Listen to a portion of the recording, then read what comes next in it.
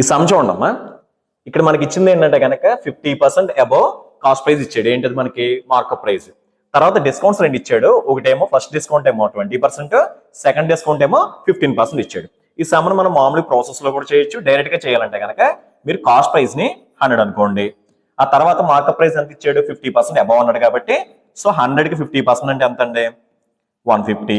ఆ తర్వాత first discount ఎంత అన్నాడు, 20% అన్నాడు. సో మనం ఏం చేస్తామంటే కనుక 150 మీద 20% కావాలి. 150 మీద 10% ఎంత మనకి 15, 20% ఎంత అండి 30. సో డిస్కౌంట్ అన్నాడు కాబట్టి లెస్ చేయాలి. సో ఆన్సర్ ఎంత అంటే 120. నెక్స్ట్ ఇంకోటి ఎంతమ్మా, నెక్స్ట్ ఇంకో డిస్కౌంట్ ఎంత ఇచ్చాడు, 15% ఇచ్చాడు. సో మనకి ఇక్కడ దీంట్లో 10% ఎంత 12. సో 5% ఎంత 6.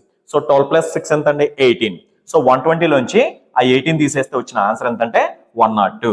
అంటే ఇక్కడ మనకి ఏంటంటే కాస్ట్ ప్రైస్ ఏమో 100, సెల్లింగ్ ప్రైస్ ఏమో 102. సో ఆన్సర్ ఏంటంటే 2% ప్రాఫిట్ అని తీసుకోవచ్చు.